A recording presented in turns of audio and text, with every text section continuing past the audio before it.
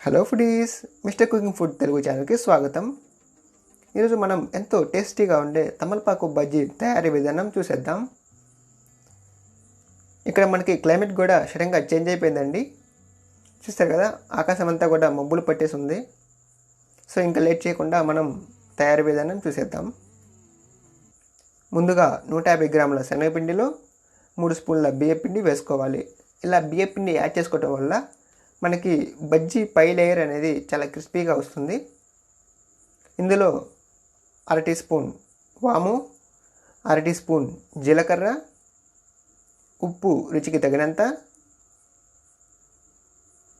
కారం 1/2 tea spoon, పసుపు చిటికెడు.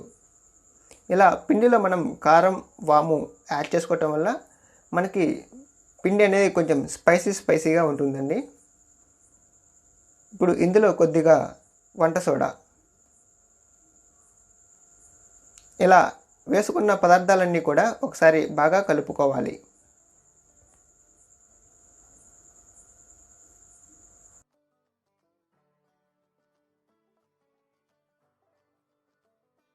ఇలా కలుపుకున్న మిశ్రమంలో మనం కొద్దిగా వాటర్ యాడ్ చేసుకుంటూ బజ్జీల పిండి అంత కన్సిస్టెన్సీ వచ్చే వరకు కలుపుకోవాలి.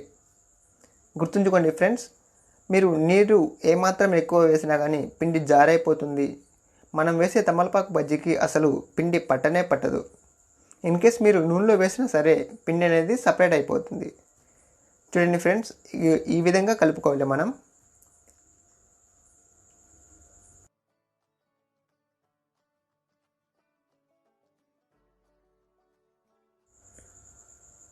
చాలామంది ఈ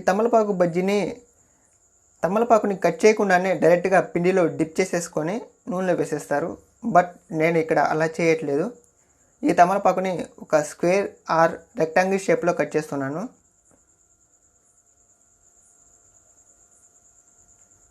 సో ముందుగా ఈ తమలపాకులన్నిటిని కూడా పై కాడాలన్నీ కట్ చేసుకోవాలి. ఇప్పుడు వీటి బాటమ్ కాడలు కూడా కట్ చేసేసుకోవాలి.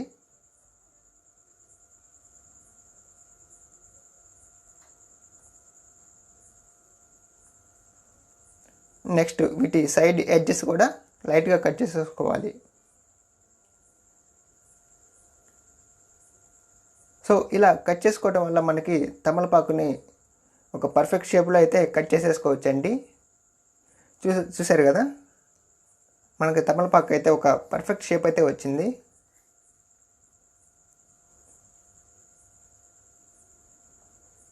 సో ఇలా కట్ చేసుకున్న ఒక్కొక్క తమలపాకుని తీసుకొని పిండిని బాగా పట్టించి డైరెక్ట్గా నూనెలో వేసేసుకోవడమే.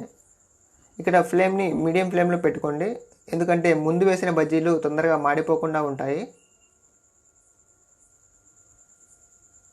చూస్తారు కదా ఫ్రెండ్స్, ఇక్కడ నేను వేసిన బజ్జీల నుంచి అయితే ఎక్కడ కూడా పిండి లీక్ అవ్వట్లేదు. సో పిండి అయితే పర్ఫెక్ట్గా ఉందనుకుంటున్నాను.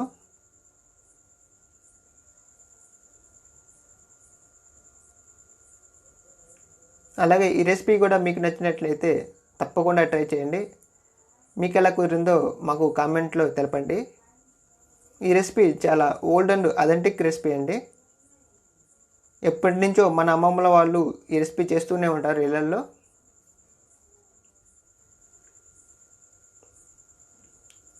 చూస్తారు కదా, ఒక 5 మినిట్స్ తర్వాత రెండో సైడ్ వైపుకు తిప్పుకోవాలి.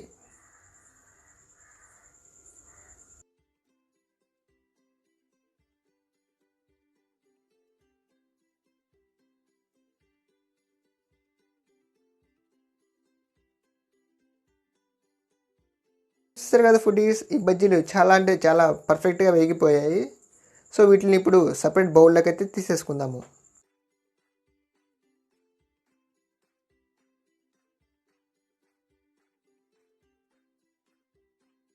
ఈ తమలపాకు బజ్జీలు ఫ్రై అయ్యేటప్పుడు మనకి అరోమా అయితే చాలా బాగా వస్తుందండి. ఎందుకంటే ఇందులో మనం వాము యాడ్ చేసాం కదా.